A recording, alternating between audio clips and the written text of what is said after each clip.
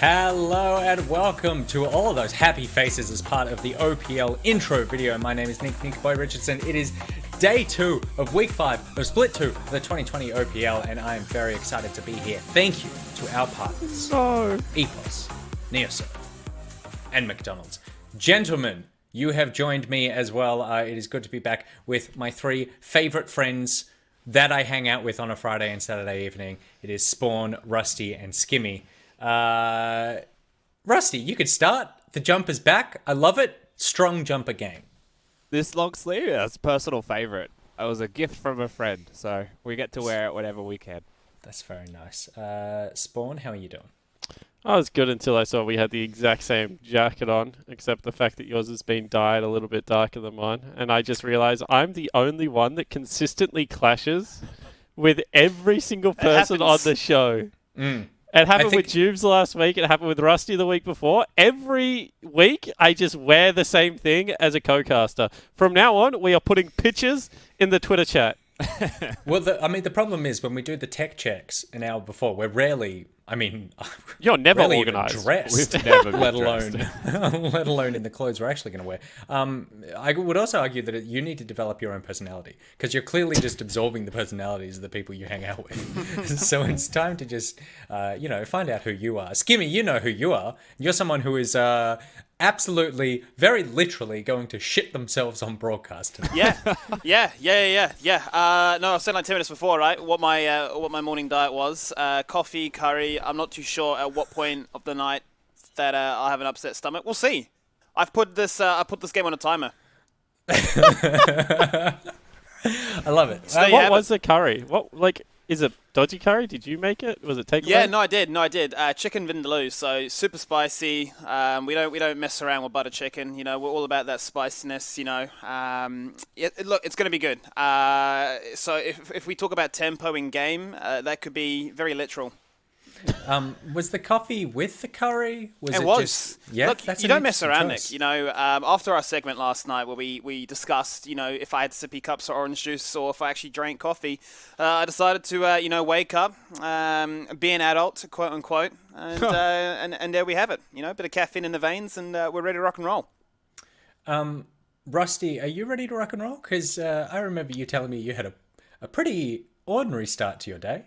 Oh, mate, you talk about poos. I've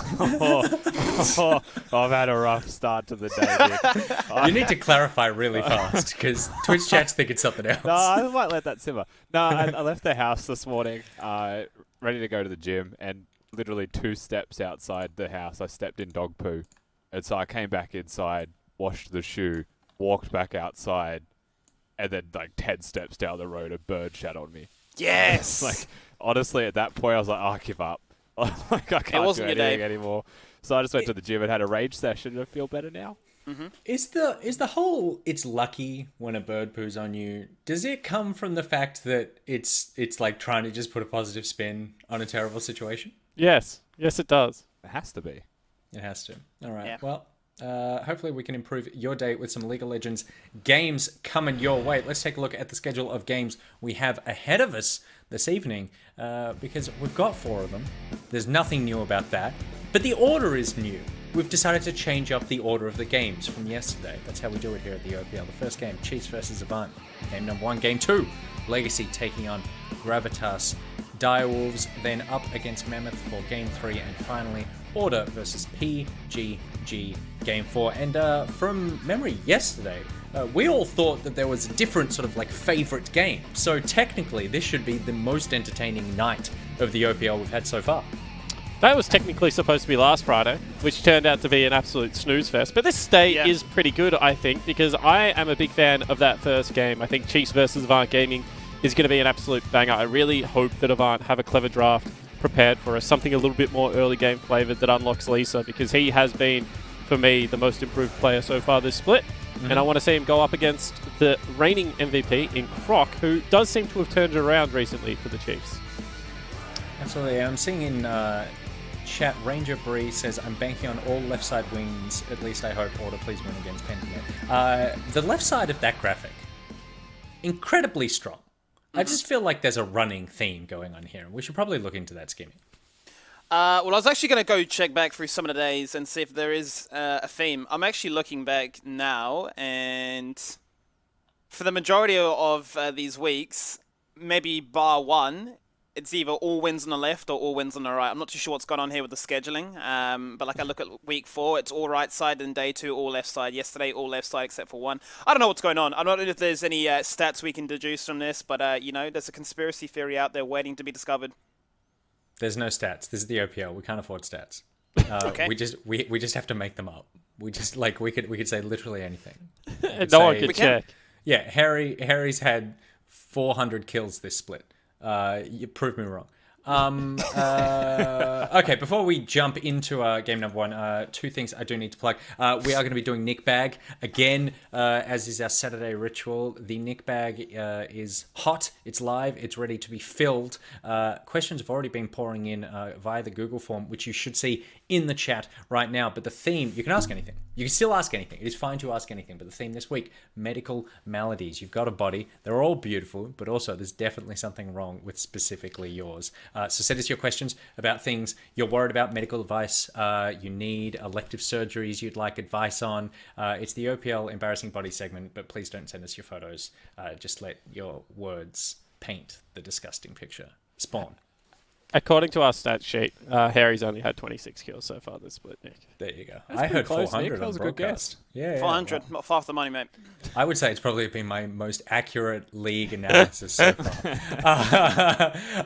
But someone else who knows a lot about League of Legends, NeoSurf, they know that you want those sweet, sweet League skins, and they want to give them to you. This is the part of the show where I am paid to talk about NeoSurf. They don't need to pay me, though. They need to pay you. They want to pay you. Thanks to our partner, NeoSurf, you can be a part of the OPL opening titles video, as you've seen your fellow fans be already, and win yourself a $500 NeoSurf voucher to use in the League of Legends store. All you need to do, take a video of yourself joining our opening phone call, follow OPL and NeoSurf Esports at NeoSurf Esports on Twitter, and then share that video with us via the medium of DM at OPL, and we'll pick the best one.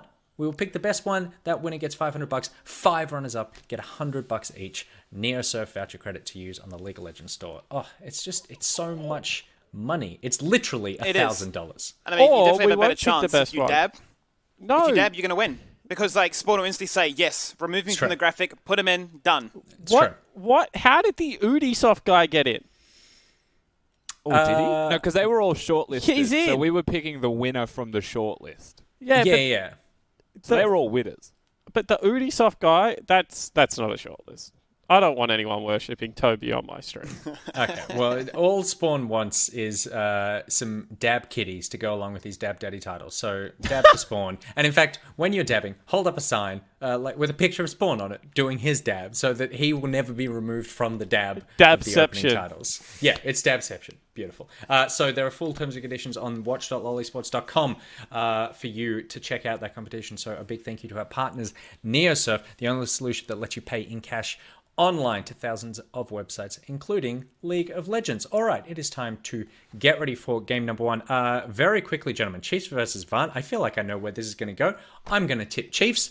Let's go around the horn. Spawn, Skimmy, Rusty. Who are we going for? I'm going with Avant, actually. I think they have it in them. They've had a couple of back-to-back games where they haven't performed up to where they were week 1, and I think they'll bounce back strong. How exciting. Skimmy? Exact same point, but replace Avant with Chiefs. Copy paste, tweak the homework, make it look like I haven't copied it. Done. There you have it. And Rusty. I do think that, while AV have the potential, Chiefs had some pretty angry gaming yesterday and they looked very good. So I don't see many worlds where they lose if Croc's up to scratch, like you'd expect. You're all haters. Chaz it up in the mid lane. Skimmy That's went with actually, like, Chiefs. the best mid laner right now. Come on. Chaz it up he's the man. man. Yeah. I have faith in my boy Chaz. To be He's the the best. man. We're going best to get mid Echo lane into he- Oriana, and Spawn might change his mind. Nah, it's we're going to true. get Syndra. 100%. Ooh. They pick Syndra, and then Chaz it up, takes like Talia or Echo, and just runs That's over what they the did map. last time. I've seen it in the future, gentlemen. I know how this draft goes. Scrims leaked. All right, well, let's see. Let's see There we have. if the prediction comes true. This is game number 1. It's Chiefs versus Avant, and it's coming up after this short break with the Macca's Champ Select.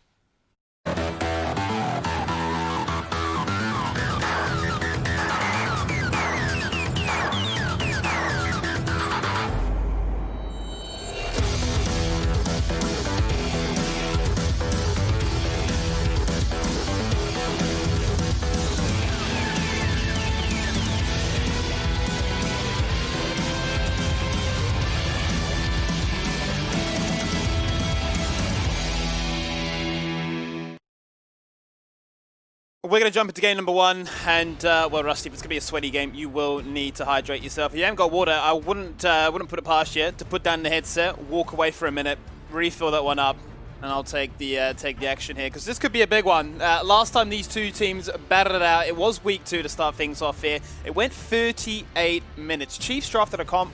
It was 5-man ranged situation. It was a bit of a crazy one. But they did manage to bring it back in the end. Obviously, Avant back then finding great success with the likes of the Caitlyn Senna. Super annoying to deal with. That seemed to be their initial strength. They've obviously changed things up a little bit since then. But I think what Spawn was alluding to there is, the mid lane matchup. Last time it was the Talia into the Syndra, and I expect that to be a point of both teams contesting here.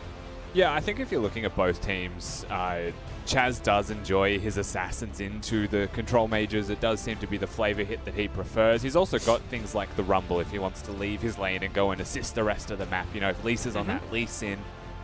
Those things are possible. So the two flavors of Chaz could be evidenced in this game. The only thing you could really say to oppose that is Claire's been playing out of his mind this split. He's definitely having an outstanding split of his own accord, and he's going to be very hard to contend with, especially after yesterday's form that the Chiefs displayed.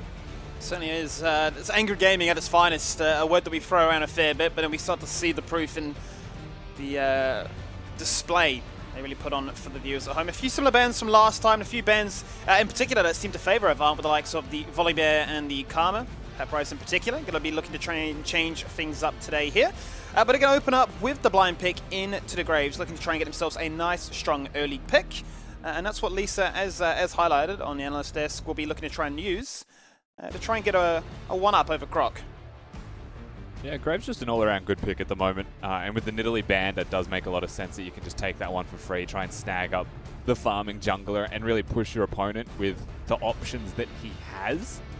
You're still, on the other side here for the Chiefs, very comfortable with the two first options that you have, the Aphelios being a free pick. You could go for a flex champion if you wanted something like the Set potentially, especially with the Volibear ban. It's one of the few flexes that are still standing. You could just force a support champion as well, though Set can flex a support if they go Nautilus. But it's not the route that they're going to go for here, the Chiefs. They are going to pick in the Oriana. And so my question, Skimmy, we bring back the ball to AV's court and say, are they just going to go the Echo in mid lane? They've already got physical junglers. They could potentially do that for free. They could, except, and I don't want to throw you under the bus, but it is banned.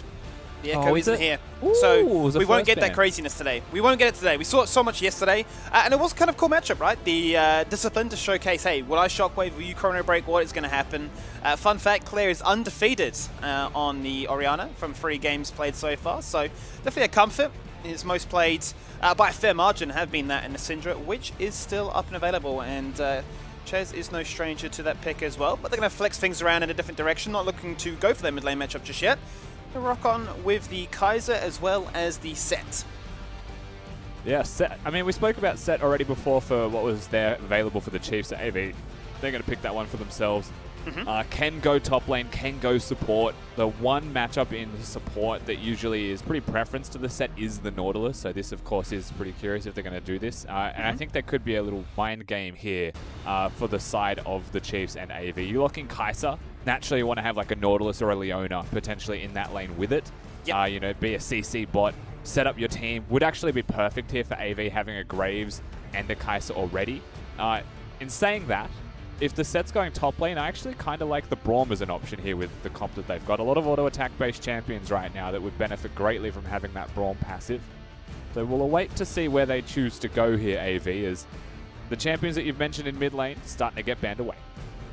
But they certainly are.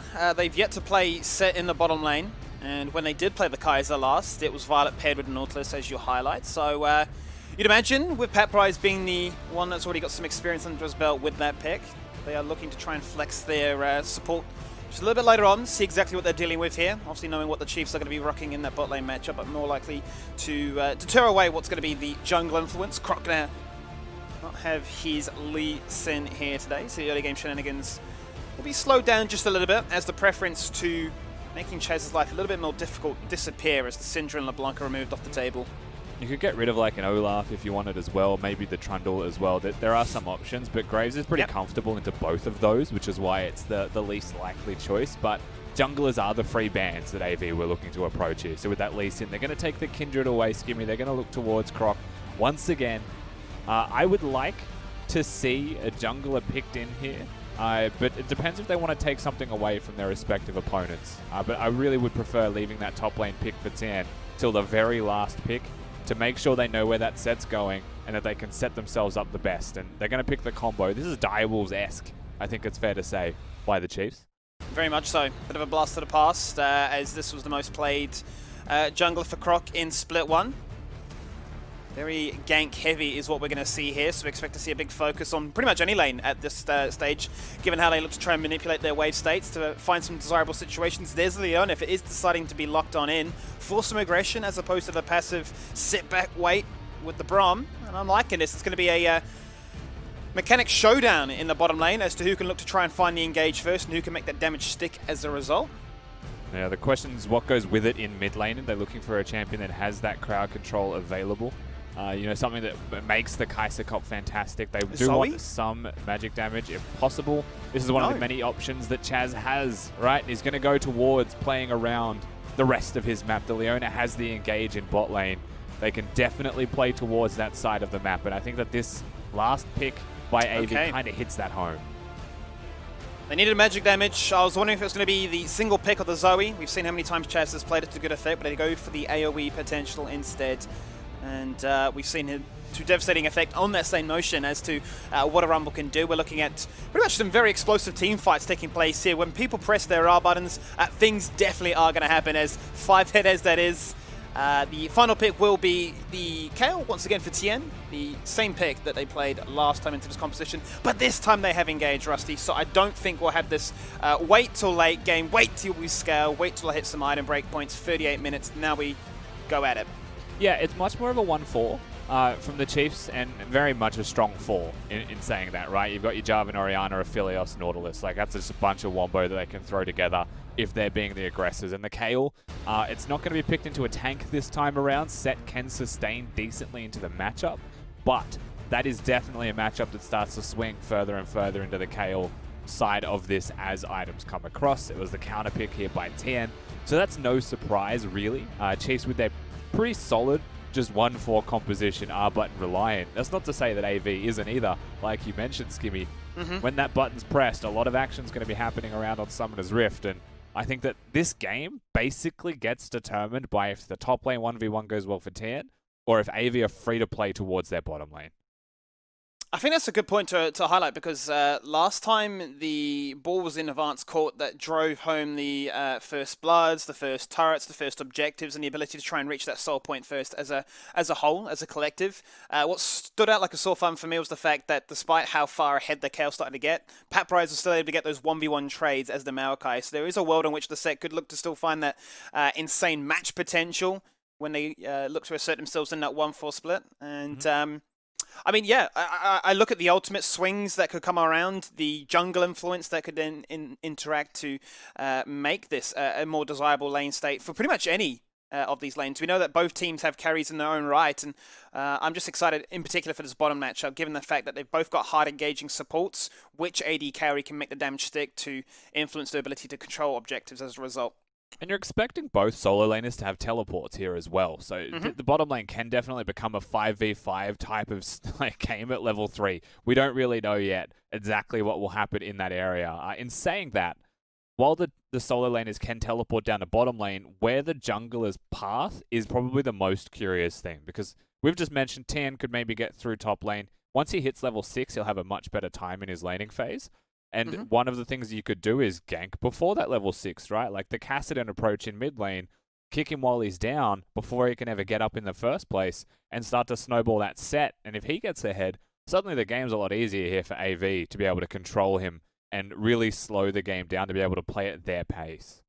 Certainly will be, Rusty. What's also worth mentioning is the fact that Violet played this pick yesterday as well, to good effect too. He, despite not getting the win over the Direwolves, he was able to get himself in a very comfortable position. They went with the Kaiser and the Nautilus. Went for the AD route. We wondered what variation of the Kaiser we were going to get. He went for the Rage Blade, so questions were raised as to what we would see maybe more AP oriented, but nope, stuck with the Muramano, went for the Infinity Edge, went for the raw damage potential, but I think the highlight for that was the fact, what springs to mind was top red buff, when Aphelios got kicked into the pit, went for the 1v4 shenanigans, and Violet jumped in for a 1v1 with his ultimate and sort of fell on down. So maybe a little bit of discipline as to positioning and ultimate usage is going to be the key phrase to keep in mind for us today, because these continue to be the most prevalent AD carries. But you just mentioned it, Skivvy. It's back-to-back Violet, isn't it? That's not. It's not very often that we just see the purely back-to-back Violet games here from AV. So a lot more confidence clearly starting to come towards the AD member of the team. And remember, when we had this conversation in the first split about like why are they alternating, it seemed like it was Gunkobe on the big games. The answer to that question was often that Gunkobe has a very good measured voice in-game. And he was a lot of the in-game leadership. And so perhaps that has started to improve here on AV's side. And what they've said to themselves is, we don't need that voice as much in bot lane. What we need is just an absolute weapon of an AD carry who we can just unleash onto the other team. Now we all have a better handle on macro and being a team cohesively. And it has definitely been the story of Split 2 for Avant. How many times do we say to start off this year that, you know, Avant are a team that want to be aggressive, but they're always willing to sacrifice so much to achieve early dragons, early heralds, early kills as a result. And the inability to control the side waves, play the ping pong matchups, if you will, and as the game progressed, fall down by significant gold margins. A lot of that's been tightened up coming in here, and the results are the proof in that pudding. So, I mean, I'm excited to see as they go and do battle with Chiefs once again, what similarities can be derived from that first match, what can be utilized. And you know, Spawn mentioning that he thinks off the back of a few solid results, yes, they've experimented with things, be it the Karma last night, you know, how things look different coming into week 5. It was a bit of a Frankenstein, wasn't it, last night? It was a bit of everything, right? We had the Ardent Sensor, but then we had the Iceborne Gauntlet, and I think you were mentioning it yourself, calling it sort of the variety combo, as to you're doing a little bit of everything, but you're not excelling at one in particular. Well, it's like building to do a role and then doing another role was the biggest problem that he had, right? If you're going to go Iceborne Gauntlet, then your job is to stay in that side lane and just annoy the crap out of the person that you're laning against, because they can't hurt you and you can just run away, which is like a part of why that champion's picked in the first place against someone like a Volibear. But then the second he finishes his armor item, he just groups. And you're like, okay, so like, why did we spend 2,600 gold in the first place to purchase such a thing when we could just be a full support? It's, you know, one of those things that maybe comes with more experience. I'm sure that after that game he's learned his lesson anyway when it comes to those itemizations. So nevertheless, I like the idea. The big takeaway though for me was that AV definitely can compete with the best if they're playing their best. And I definitely don't doubt Spawn's prediction saying that they have the potential. You know, just like Order did yesterday against a team like Legacy. The potential's definitely there. It's just about, can they actually do that? Because a lot of the time for AV, they lose their early games and lose the game shortly after. Whereas if they control the early game and win the game through that, they look like a better team. I mean, the strongest I've ever seen Avant is when they've had these really annoying bottom lanes that find perma-prio are able to get, be it a few turret plates or at least the first turret as a result, that indirectly affects Chaz's ability to be aggressive, be assertive, and be a big influence, a big authority on the map to do his own thing as well. How many times have we seen Chaz, you know, smurf it up an absolute storm? And I'm pretty sure he has like the highest KDA in the league as a whole right now. I mean, this guy's an absolute machine. But you can't do everything on your own, Rusty, is what we're trying to get at. It is a team game, nonetheless, which actually coincides with the next point. We are obviously in a small delay, just waiting for an update as to what is going on between the two teams. But in the meantime, we can talk about this matchup as to what is highlighting. Week 2 is when they first started off. Week 5 is where we're at right now, day 2 of that. So that is when teams are coming round robin. I have your answer, by the way. You just mentioned KDAs. Chaz is in the top 5, but he's number 5. Do you know, at a guess, who number 1 would be? Not at a guess. Gun Crab. Oh, true. Yeah. So he just comes in, plays a couple of games, pops off, disappears. How? But what's the word I want to use? I feel like it's a tough one to use in a sense of if you only have a few games, like the sample size makes it very skewed. Yeah, absolutely. I mean, Raze is above him somehow on this stat sheet, even though the numbers are the opposite way to what it is. But Raze is definitively number 2 on that list as well. So maybe it is skewed by games played as a factor. But hey, yeah, Chaz, top 5, definitely still having a very good split for himself so far. And this is the type of game, the way that they've drafted this one, this is the type of game that makes me believe we're going to have another potential Chaz pop-off moment as well. Because like you mentioned, they are sculpted towards bot lane. They certainly are. So I'm looking forward to seeing what he can do in the Rumble. We saw last time the ability to find insane push potential, the ability to then roam on down. As it stands, what I'm seeing was the heal locked in for mid lane. I'm not seeing a teleport. Obviously, we'll get confirmation once we do load in. But the ability to then win your own matchup, then be an influence to try and assist your bottom lane, jump on in and contribute to a dragon fight. That is the strength of the equalizer that Rumble delivers to the team. So when the team come together as a full 5-man unit, there is no doubt it plays into Avant's hand. But, you know, no stranger to that team fight danger is Chiefs. And it brings it back basically to square one, right? Once these two teams locked in their compositions. Pressing R buttons are going to be the focal point. The utilization of who can find an initial pick to get that small advantage. Divine Judgment, obviously on their KO that can try and deny that all-in collapse.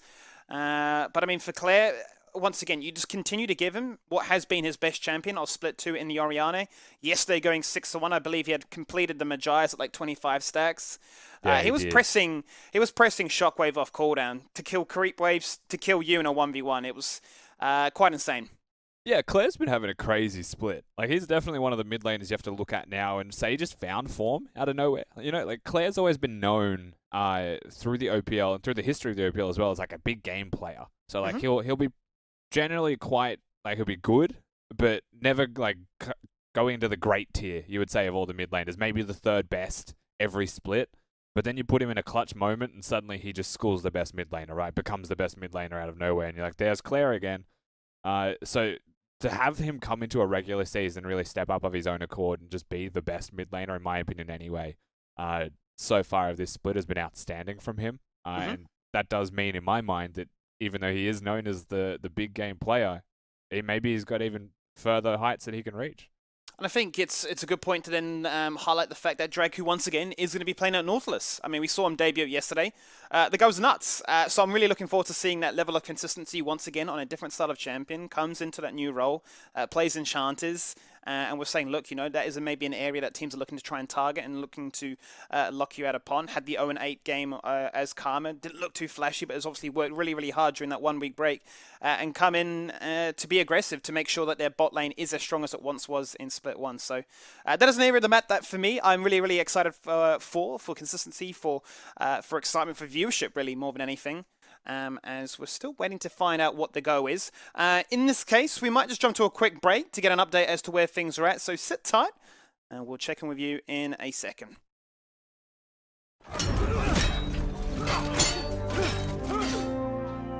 Wow.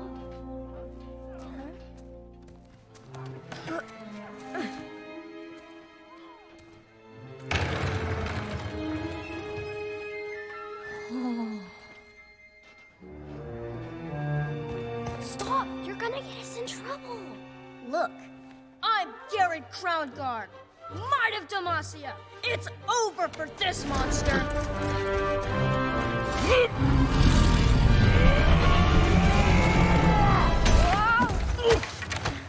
You're spinning the wrong way.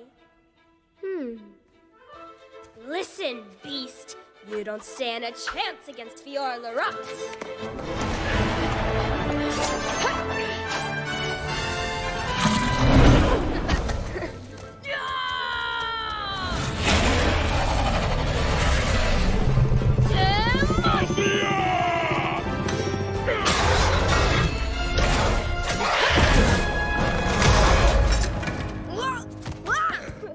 How does she do those moves? So close to glory. Decent footwork. Need to watch your guard, though. You think they're ready to join the Vanguard? Well, they certainly know the flashy stuff. But seeking glory only goes so far. Will glory be there for every failure? Will glory lift you through all your trials? A true Demacian seeks excellence. So when you face death's terrible jaws, you will not falter!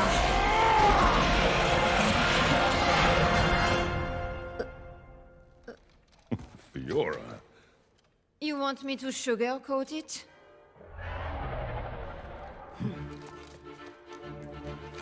You keep at it.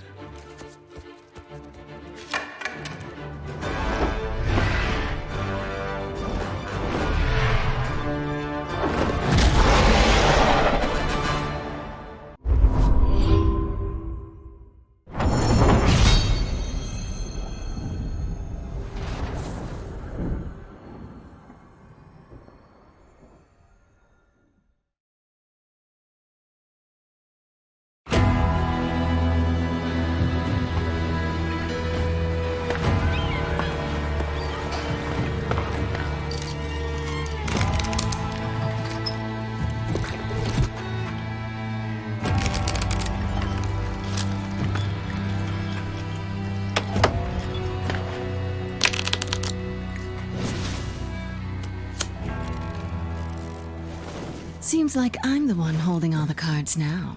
Well played, Captain. You finally landed me. Don't flatter yourself.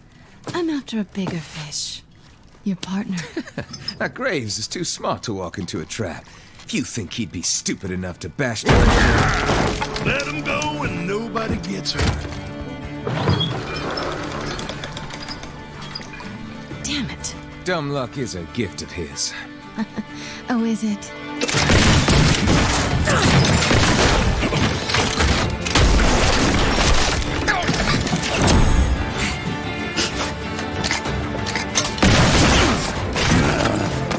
No, you don't.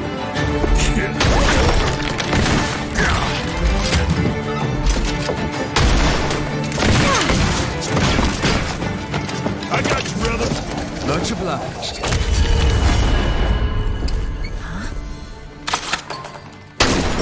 My turn. All right, Missy Fortune. Nice and easy. Don't make any more trouble. Okay, you win. So who gets to collect my bounty? Well, by arrangement, we always split 50-50. Now, hold up, 70-30. What are you talking about? Time, I'm pretty sure I just saved you again, which means I get the bigger I had cut. it perfectly under control until you came forward. You were upside down like a piece of meat. Call that shit. Get your elbow out of my mouth. That is not my elbow. Stop moving. You are a very large man. Shh. What was that?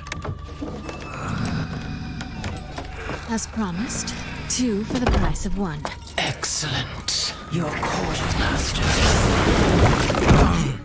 Oh, thanks, Captain. You're lucky I like you.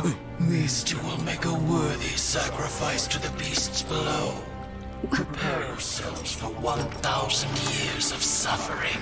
Hold on a second. 1,000 years? Talk this out, How does right? that even work? Miss that seat. I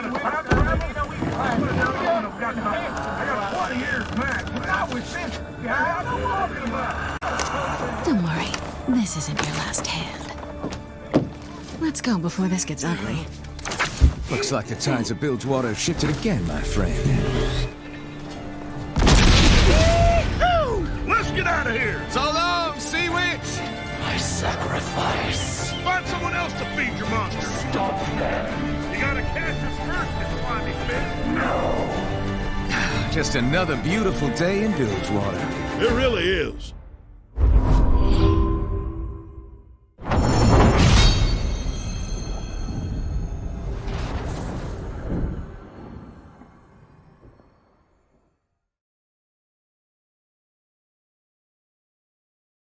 And welcome back, everybody. And apologies for the small delay in getting game number 1 underway. There was a small connection issue between the teams that resulted in us actually having to chrono break the game back to a state at 2 minutes in due to competitive integrity. So a small delay as we worked through the cogs of getting that one organized. That means we'll be jumping into a game a little bit further on than the initial level 1 jump and fight there, Rusty. But I've been told we should be ready to rock and roll. So we'll find out what we're going to see 2 minutes into the game. Yes, so that does mean that we'll be loading into the game 2 minutes in, so we're not going to see the first 2 minutes. We'll see what you see, though. We didn't get to see the first 2 minutes. It's going to be all good. We'll start from scratch. We know exactly what we saw with the drafts already here as well, Skimmy. We're going to load straight into this one. 2 minutes and 30 seconds in. Oh no, it's been debated big time. Regardless, we've already got some action. Being started. We've had some chaos early. I'm sure there's going to be some theories in chat as to what happened in the first 2.5 minutes, but regardless, we're going to see some action happen at a red buff. That, as you say, will be reset. But look, are they going to continue? Croc's still hunting around. He's just sniffing for trouble. Okay, so his full cleared his blue side jungle, and they basically just 4-manned into the enemy red buff. He had a level advantage as well. It seems like Lisa had invaded and stolen away the enemy red buff and then went from red to red, which is why he's here in level 2 and why they tried to make the trade on the opposing side there, the Chiefs. What we can garner from all of this is that because the Chiefs were pushed out, it seems like we're going to have a 3-buff start here by Lisa. It does seem like AV will come out ahead in regards to those buffs and potentially experience, depending on what Croc does right now. As he's crossing over to the Raptors. And while he has a slight advantage in CS and tempo, Skimmy, this may still favor AV in the midterm. It's a fantastic denial onto a very gank-heavy jungler at all stages of the game. Only gets worse at level 6 as well, but it's kind of what we expected, was that both these teams would be looking for some fights and weren't going to be waiting necessarily hit that ultimate point of the game, but we can see exactly what these two junglers will get up to right now, as both are parting topside, both are hanging out, keeping protection there as the wave bounces back and forth when we keep tabs on Tien as he looks to try and keep the set at bay. Set, of course, can fight back a little bit pre-level 6 like we just saw. At level 6, he's pretty reliant on having that ultimate for any kind of kill threat, but Kale tends to find the advantage more and more as time passes, and the fact that, you know, this wave is going to crash. Paprise had a slight CS deficit, but we'll get most of it back in this one. Things going pretty standard when you consider how much effort was put to the other side of the rift early. So this harass will pretty consistently happen early on. Going to be quite reliant on that bar. You can see his resource bar, which provides him with some grit, ton of mitigation on demand when necessary. He sells some rather favourable trades. The dust will settle though, and both junglers will go for their first reset of the game, get their jungle items online to assist in their camp clears, but their ability to be aggressive if a gank were to present itself. As an early reset will take place in the bottom lane, favouring Avant as well. Yeah, so what we saw was Croc went to the top side of the map. He did take away a couple of camps there, but overall it does seem like Lisa has more control over his own side of the jungle at the very least, and we'll start to find small camp leads. What we're seeing right now, though, is Croc move towards the Drake, as he does have the bot lane advantage. AV have reset. They're fresh off it. Now, Lisa's aware of this. He's going to come in and we'll see what he gets done. 5.5 minutes in. It's going to be a 1v3 right now. Is he going to look for that steal? He gets exhausted. Is forced to flash away. They won't get the steal, but they will fully commit as they jump into the pit as well. They say, you can have the dragon, but we want kills. They're going to search for that first blood. They're hungry for it. Croc turns around. EQ knock up onto 2. He thought he had lethal, but he falls on down because the rest of his team just did not want to back him up. Pretty much every summoner spell possible was used in that small skirmish there as well. Lisa, I think very smartly, even uses the explosive plant to try and dodge out of some flag drag combos. The heal was used by Violet to ensure that there was no lethal range found, like you highlighted here. So a bit of chaos happening at the Drake. It does get taken by the Chiefs, so they still get the objective. At the end of the day, it is just a 1-kill trade for an Ocean Drake. You would say is worth it. But the map is in this really volatile state now, Skimmy, with all of those summoner spells being used. And we're only just hitting the level 6 mark. Quite crazy, to be quite honest, as to how Crop there saw those shiny health bars, went for the what would have been a very juicy double kill. But alas, will fall on down regardless. And yeah, as you highlight, obviously a lot of those summoners have been burnt. There is no teleport available right now. And for the most part, there's not a single flash except for the AD carry and the support of the Chiefs in this bottom lane. So the ability now to try and work your magic or try and find any major advantage with the ultimate, it's going to be a little bit more difficult now. Draco also hitting one of those hooks, by the way, inside the Drake pit. Lisa was trying to use the Drake to dodge away from it, but you know how Nautilus is. When he wants to hit a hook, all he has to have is willpower. And then he can throw his Q and it'll hit. I think Draco's willpower was just undeniably through the roof there.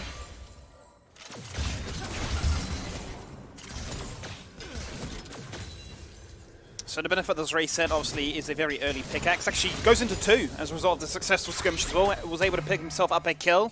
Amongst all the chaos there is Violet. So some very early trading potential, as all Katsuri can do at this stage of the game is go for his upgraded boots. I'll pull a Jake Spawn Tiberia here for a second. There was a question in chat saying, is KO really that broken once you hit 16? The answer is yes. 100% is that broken. She becomes raged, she does ridiculous damage. No one can contest her, and you can't fight her because she has an ultimate, even if you manage to close the distance. But we've got to get to that point. It's going to take a while to get there. And no doubt we'll have some people in chat that'll be spamming the levels of 7 out of 16, 8 out of 16 as it continues to progress on up. A few champions in the game that are noteworthy of those kind of copy pastors. Got the double pickaxe build here from Violet as well, so trying to get that Q evolve as fast as he possibly can. Does have Appy down here to provide a lot of the crowd control and once again ensure that he's able to get those passive stacks off early. The trade potential of the Kaiser and Leona is ridiculously high. Their jungler doesn't have any forthcoming crowd control that will enable the Kaiser's damage, but Graves has so much damage himself to complement that. You really do worry if you're someone like Katsuri. And we mentioned this already, but a lot of the summoner spells being used is the flash missing from Katsuri, and in a second the exhaust will be back for Draco, but that wasn't available as well. And you can't help but think that if summoners were up on AV's side, they'd be going bottom lane, but that may be the saving grace here for Chiefs, knowing that they're safer as no one can really get down there. There's no teleports available. Yeah, and I think that's obviously the point to highlight the fact that it is going to be just that unique jungle influence. Unless there will be any creative lane flip. Typically speaking, we see it happen at the 8-minute mark. But Lisa is quite content to farm that on his own, is able to achieve it on his own as well. So that's going to be a full-in collapse right now. He's going to flash him forward. Divine Intervention comes on out to try and buy himself a little bit of time. Can he get a trader kill? He can! No. 1-for-1. Lisa now used the ultimate. He goes, hang on a minute. I can't do better with a KO. And it's all gone so terribly wrong as Paprise flashed in to make things happen. Now Tien flashes forward and says, I want more. Come at me. And you can't afford to feed a KO.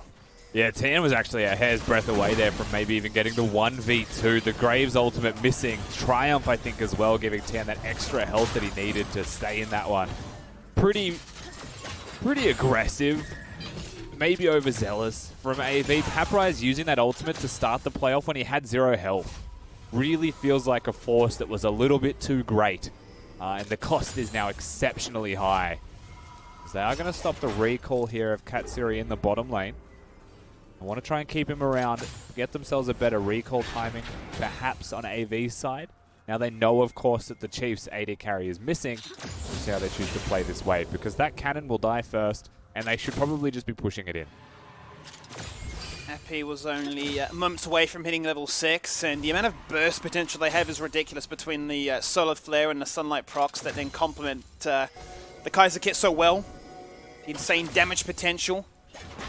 Potentially that can be broken up by Katsuri's choice to summon it in that cleanse. Really easy to match as a Nautilus and an Aphelios, but is going to be very much weapon dependent as to what customization he has at any given moment. Mid lane's been a bit quiet, it's been left to its own devices as we've seen here so far. Obviously noteworthy items have to be the fact that both have gone for a Dark Seal, so expecting more fights to continue. Another Dragon gets underway. This time it goes in favor of Avant as well. That's going to be Draco looking to try and initiate. but only finds himself a quick grave. Yeah, Draku hooks a wall, doesn't get the aftershock proc off, uses an exhaust, and it's just so brittle that he falls down instantly. You know, very reliant, of course, on hitting that crowd control Nautilus. People say he's a tank, but it's not objectively true unless he starts to hit those spells. Nevertheless, the Drake goes over to AV. The Herald gets summoned here as well. They're going to go for some plates in bottom lane. Proc on the defense. Yeah, they want to collapse on towards Katsuri right now. He's forced to burn both summoners just to get out of harm's way. Now there's going to be a teleport coming in here from Claire. Looking for the shockwave. Gets it onto one. Into the Cataclysm. Destructive, explosive damage. The punishment is there. You summon the Herald and we'll take you out. Yeah, I mean, they pulled out all the stops to murder Appy in bottom lane. They wanted to make sure that he was gone, and he tried to flash himself out to safety. Makes me wonder if that was necessary. They're not done just yet. They want to make this all happen right now. That's going to be Violet looking to try and go for the 1v1. Deploys the full kit combo. But the CC train that comes from Chiefs is a strong response. Now, this time, Paprize comes in with conviction, used that showstopper, and is able to get a trade. No AD carries will be farming in this bottom lane. Yeah, AV said, okay, Chiefs want to put everyone down in bottom lane. Let's show them how to do it. So they match it as well. The price of that is going to be very high, of course. TN's getting free farm in top lane. He's level 10 right now, and he's most of the way to level 11. He's going to get turret plates. He's got the CS lead. He's already got the kill from earlier, and Paprize wasn't able to pick up that earlier kill by teleporting down into bottom lane. It's going from bad to worse in top lane, but the rest of the map is doing decent in their own right. Unfortunately for Violet, he missed the W as he went for the W ult combo. May have just been able to get the easy frag and even potentially get out with his life, but just missed it. Yeah, tried to make it happen, tried to start on his opposition there, but the CC combo between this two were just enough to buy himself enough time to turn things around and make it desirable in their favor at this stage. Also, the biggest difference can be found in the jungle so far. You highlighted at least was able to get that triple buff start. And with the superior camp clear speeds, has shown no signs of slowing down, really putting the pressure on the Croc to say you need to overcompensate by being a very gank-heavy jungler. So the one thing that we haven't really seen in this game is any kind of freedom of movement from Chaz. You know, he's gone for the Leandri's rush, so definitely looking to output some serious team fight damage, but didn't go for Sork shoes or any kind of movement speed boots. And so he's been mostly sitting in lane. I only really found that one opportunity to move towards bot lane and threw his ultimate out to no avail. That's the one thing you'd like to see a little bit more of if possible. Is Draco's hooked in bot. They are indeed. They're going to force that flash. Crux is going to jump across. Who cares about EQ combos? Flags mean nothing. Out come the teleport. Tien wants to get rowdy. He's got the ultimate, and they're going to need it because as soon as Draku comes out of this stopwatch, he's in a whole host of trouble. The ult goes out onto Croc. He survives for just a little bit longer, but Chaz evaporates the health bars, explodes them. As it's a 2-for-1 so far. Smokescreen used as a disengage tool. And Avant, the numbers that show up first, the ones that get the kills to deliver. Yeah, it'll be a 2-for-2 trade here in the end, of course. Both people going down there from the Chiefs to Croc and Draku, the auxiliary members. Now, Paprize gets a turn to push top lane by himself. As the teleport from Tien comes out, Lisa's going to have to try and hang around to help Violet clear this wave, and should be able to, but we don't even need to watch that. The fight happening in bottom lane comes up first. Croc flashes the wall. It's crazy. Yeah, there's no flash from Katsuri, though. He doesn't even have that available. So these two go super aggressive, and it takes a lot of time for the AD carry the Chiefs to even get here. Tien, of course, teleporting in at the same time as Chaz. They get some damage down, and Paprize. Forget the replay. Dead. It's not noteworthy enough.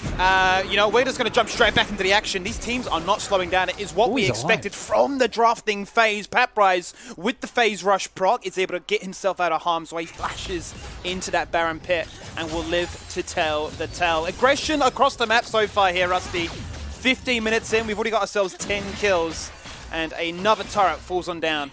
It seems like Paprize overstayed his welcome in top lane, but Phase Rush is just gross for the movement speed that he has. I think that and a Black Cleaver proc in there means that he was just literally sprinting. Note that he didn't have boots before that skirmish. He just got his brown bags, and he was still that quick. Did not expect that out of him. He's going to continue to get speedier, and at speedier we tend to see the likes of a Dead Man's Plate coming through as well, when just the sticky potential onto a crucial kill target becomes so damn apparent. Bramble Vest at this stage as well, some very early heal cut could do wonders as he goes to try and match Tien as the lane splits look to try and take place. Yeah, The thing with heal cut, like, it's valuable, right? It definitely is. Someone like Kale, who goes for a first item of a Hextech Gunblade, has the heal built in as well into the kit. Definitely relies on healing to an extent. The problem is still at, like, let's just say level 16. Let's say 2 items, perhaps around the same time.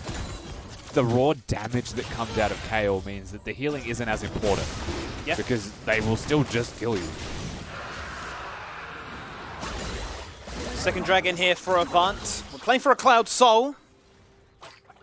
Very, very important. Just furthers the narrative of movement speed being so damn good. The ability to rotate around this map further. The ability to control the lead that you've achieved by breaking through these turrets. Superior vision. Ability to catch up members. We already talked about how speedy the set will be. Well, this will just continue to make it a nightmare to deal with. Both AD carries are huge, actually. If we take stock of the bottom lane right now, the supports are throwing themselves at their enemies, but AD carries have been the real benefactors of this through most of it. And we're at a point in the game where Claire's going to be posting up in side lanes against Paprise. I think this is just for the teleport advantage of Claire just getting his up and available. But usually you would want the Orianna in the team fight, Skimmy, because you've got the Jarvan Ori combo. That's going to take an extra 5 seconds to get to the fight in the first place. Becomes a little bit more awkward. Look how well Ori's farming. Look at that CS difference between the two.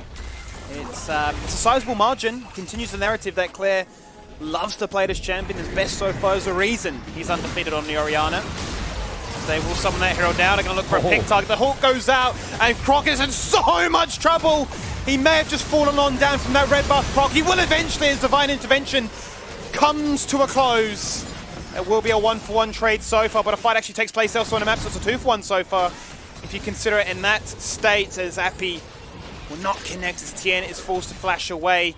Summoners do not exist for that long in this match. I think after this little skirmish at mid lane, we could make an absolute confirmation. We'll watch this first. He's clean. Just murders Paprise. There's no big surprises there. Nice little auto attack weave to take down the turret in between that as well. Now 0-2 is Paprise in top lane.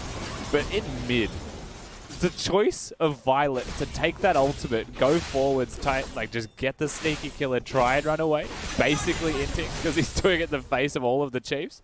That's some killer instincts business right there coming out of Violet. And that to me only further cements the fact that he's basically just a weapon that you can choose to unleash on Summoner's Rift, but you get what you pay for with someone like Violet. That's just the way he is. They're not messing around here today, Rusty. They want to make action happen right now, and we're going to continue to see that as double Black Cleavers come online from Avant. Both the Set and the Graves looking to amplify their own damage, but contribute to the backline attempts that Violet will be hunting for. Both supports now do have their stone plates, so the Aftershock procs will be complemented very nicely with this. Make them a force to be reckoned with. As we're getting that scary point now, level 13 on the Cal. Out comes the Cataclysm underneath this turret, but Croc is taking so much damage. He's just going to fall to passive turret damage. They will get the kill eventually, but he continues to get trades. I feel like Paprise looks at that situation. He's like, honestly, that's kind of worth it for me. But the Chiefs will be very happy with that one as well. They're going to be able to get themselves the top lane, the bot lane out of turret. AV pressuring mid lane at the same time. You can see Rumble now flanking from just above them. Can threaten with the equalizer if he wants to throw this on the wave, and may well do if Chiefs overextend themselves. But they're not going to do so. In saying that, I still worry for AV. They're doing nice things elsewhere on the map, but this top lane matchup is just going to get worse. This doesn't get better, and it's a 3-0 KO now. Terrifying, Rusty, and I'm sure he's sitting on a ton of gold as well. No doubt looking for a Nash's Tooth complete. Oh, that Moonlight Vigil nearly interrupting that recall. Would have been a beautiful little pick to find a numbers advantage. And he recalled on top of an enemy control ward, so there's a couple of questions that we can ask. Straight disrespect. Well, I mean, just try maybe moving. But you know what? He gets out, so we take those. He's going to survive to fight another day. Eyes now move towards the Cloud Drake in 50 seconds. And it will. As Violet's done a fantastic job finding an advantage, up by 1,000 at this stage. But a lot of that is cancelled out, and a big reason as to why Chiefs are ahead is due to the superior farm that Claire's displayed here today, but just the raw power difference between both top laners, as you've highlighted. Going to be very difficult for anybody to match him. And I wouldn't be surprised, Rusty, if Chiefs were willing to potentially sacrifice this just to continue farming to hit that level 16 breakpoint. Well, I mean, they can honestly sacrifice the rest of the map. Like, and by sacrifice, I mean go even, if not like 5% behind. They don't want to just run it down to let Tan win. But they can just bank on the fact that he can get solo lane experience in a side lane and just continue to stack up to 16. In saying that, he is currently grouping with the team wars near mid lane, and I think that may be a product of the respect that they should be giving to this Baron. This is cheeky by AV. Chiefs know something's up, though. They're starting to come to the area. But they do. They say, we don't want you to slow this game down. We want to make things happen right now. Both supports going to face check. The Dragon gets taken out here by Chiefs. 2 for 2 so far. Stone Plate goes out. Katsuri's the focus. He gets setted, and he gets jumped upon as Violet finds that shutdown. I've just met a new objective and said it. Who cares? It sounds good. And it's what's going to be the case here as the equalizer goes on out, and it will be an equalization in terms of this team fight as it's a 1-for-1 so far. Will find that pick target. Cataclysm delivers the damage. The Shockwave will get sidestepped, and Chiefs, they're bleeding. They're forced to disengage away. 2 key targets, incredibly low. And with Claire separated from their team, they need to prevent these waves from crashing on in. Once again, another 2 for 2 trade. All of these team fights, all of these skirmishes that we're seeing out of the Chiefs roster and AV when they clash is just even. They butt heads, they both suffer casualties, they both disengage to fight another day. The only difference maker is where that money is going. Right now we have a 6-2 Kai'Sa with 3 complete items, and that's the man that you need to keep your eyes on in this skirmish, because he goes on to Katsuri once the set comes in with this massive teleport flank. Katsuri's going to flash away, and then Violet comes in for the damage. From this point onwards, Claire is the one person that you really need to respect the Shockwave for, and he holds onto it for a very long time. And Violet is sitting in literal Narnia trying to avoid that. And the second it comes out, he's able to dodge that by using the E to cover distance to disengage as he takes down Croc at the same time. So all credit where it's due to Violet. Even if he was a little bit too far back at certain points, he still dodged the necessary spells to keep himself well in the fight. He's playing out of his mind, I'll tell you that much right now. Violet is making this game far closer than it should be right now, because that's going to be an explosive damage once again coming out here from a Violet. It's a 1-for-1 trade. He is going on down. Claire this time finds his mark. As the showstopper accesses the backline, he brings them both together and says, look team, get out. You won't die here today. Divine Intervention comes out once more and prevents a double kill. That's they close. are on at the hunt.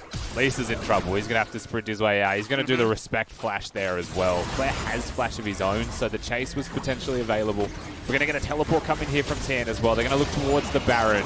They should be able to take this one fairly easily. Katsuri can, of course, tank this one with his overheal shield if he wants to. But they want him to be dealing the damage. Eyes on Chaz. Lisa is hunting for it. He has a 2-level difference between the smites. Could very much look to make this happen, but Claire's damage is absurd. It's disgusting. Chases him down with auto attacks more than anything. And Lisa says, well, I can't do much about that. Now 5 members have the Baron buff. And Chaz just throws himself at the Baron pit and says, this is our last chance. There's no smite in the pit. He flashes in, and it's an auto attack, it seems like, from Nautilus that will be able to secure that Baron buff. So it definitely wasn't safe hands that secured the Baron. But Chiefs get it nonetheless, and they get 2 exit kills as well. It's not been Katsuri's game. He has been the target that Avant have been hunting for. 3 members always looking to try and single him out, but the amount of damage, the carry potential that this Chiefs roster has, they've left the likes of Claire and Tien to their own devices. He's now level 16, the scariest point for a Kale, and already so far accelerated, has these items online. Similar story to yesterday though, in that Claire has got that Magi's once again, nearing the full 25 stacks. Yeah, Claire's an absolute unit. He's got the Jarvan to stand in front of him, so it's not just that Claire's fed, it's that they've got the team composition to make it work extremely effectively. Croc's now also hunting Paprise as he sits on a flank. If this game continues with the Baron buff in the hands of the Chiefs, they've got a very strong 4-man to stack in mid lane or bot lane. Of course, they don't have the wave set up there. And then they have Tien. They're just going to flash on forward. This time they're going to connect on Claire, and his health bar is deleted. It's gone. Out comes the Stone Plate, buying time for the disengage. Fantastic situation presented to Avant. Appy took full control of it, burned everything in his power, and made sure that that Baron buff wouldn't find maximum value. It was perfect. It was exactly what it needed to be here for AV. They've got a Leona, they've got the set flank. They were looking so aggressively for that flank that the Chiefs unfortunately fall victim to it as they've got the Kayle setting up in a side lane. So just a little bit too forwards there, you would have to say, but still, the full aggression from AV. A Flash Leona ultimate, whole kit and caboodle thrown at the Chiefs to make that work. This may net them a Cloud Drake, which would put them at soul point, or at least deny that from the Chiefs who have this Baron. Well, 3 items now on the Kayle. Has a stopwatch as well. Going to be very well protected. Will the equalizer be used? It's not up just yet. Croc going to jump on in, and with the last stretch of his health bar, receive the ultimate just to make things happen. Out comes the shutdown. The key carry of Avant is deleted, as this time Katsuri is allowed to play the game and will make good use of it by getting himself a double kill. They're going to chase for a little bit more here, Rusty, because they want to be the ones that put themselves onto a soul point, or they maybe just want to run this one down and take everybody in their sight. You're not allowed to respawn for another 30 seconds. We're going to take everything in our way. The base, right, your life bars, and the objectives themselves as the team are split. And the other 3 have their eyes set on taking this mid inhibitor. Well, they're going to end the game. That's the thing. They're going to try and end potentially as long as they keep tabs on where Lisa is. No one to clear this cannon wave, but they're going to back away at the last second anyway and maybe just concede their fate being another Drake take after an inhibitor falling. There was Lisa's the still chance, though. Yeah, Lisa doesn't know that they've stopped chasing him right now because they're doing the Drake. He's about to get that information now, so starts his recall in the Wolf Pit. He'll get out with his life as Vaporize legitimately just flashed in and sacrificed himself for his jungler. Got to do what you got to do for the cause. And speaking of, Violet, ever the consistent Kai'Sa player, just goes in. And I mean, his stopwatch was good. He bought a lot of time. He's got the zone, his hourglass now, of course, as well. But there was a shockwave ready, you know, that the fight took so long to actually start that Claire had respawned, walked to the fight, and was just right there ready. As you highlight, 3 stopwatches now available for Chiefs. They are gearing up for that big, decisive team fight. The ultimates, the holy shields that are coming out from this Kayle are so crucial, so clutch in determining if they can swing the fight in their favor. Their damage is absurd. The equalizer puts out a fair chunk as well, but not much when they are on the full back foot retreat. Appy wants to be the one jumping on in, but he's going to be the one jumping on out to try and prevent his team falling on through. Lisa, well, he's going on a wild goose chase once again. Sees 5 members in his sights and has nowhere to run or hide. I think Draco just threw a celebratory Q at a wall and then thumbed himself up. He's like, man, that sucked. Unfortunately for AV, sucked a little bit more. You got 30 seconds on Lisa, 15 on Appy. They're teleporting into mid lane. This does seem like it's going to be the moment. If things go right for them, they'll be able to end the game right here and now. Tien has his Kayle ultimate, so it's real hard for Violet to get anything done, but he's got to try. He's got to try, and he's going to bring them all in together right now. Shockwave won't connect, but it's not going to be enough because the turret's going to fall on down regardless. First falls, second goes, and they are locked in their fountain, unable to escape it. The damage, the sheer raw potential that Chiefs have, it has been unleashed. Double kills galore. He finished the game 7-0-9, and the Chiefs, well, that was explosive to kick off our day 2. Yeah, and the thing is, like, Chiefs, it's a pretty solid win for them in the end. You know, the Kayle was huge. It never really felt like they were in doubt, but there was definitely moments where I feel like AV pushed them, right? Their skirmishing was pretty much even. And a lot of the early fights that were happening, there was some good teleports from Paprise as well. I think that just, you know, a lot of the, perhaps it's maturity, perhaps it's just experience out of the Chiefs roster proved to be a little bit too much for AV in the end, as they kept just getting caught out of position as it came crunch time. Certainly did there, Rusty. That's going to be the game 1 said and done. We're going to jump to a quick break, and when we return, it's going to be a Legacy looking to take it up against a Gravitas.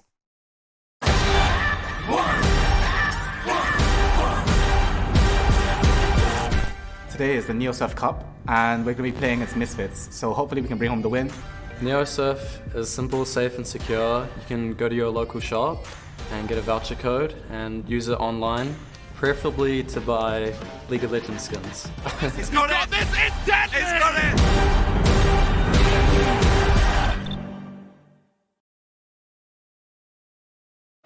Welcome to the 2020 OPL. I am Nick, Nick by Richardson. And that's a beautiful hemo play, got to multiple members. He gets himself a double kill. It's Ray's doing what he does, the team fight king.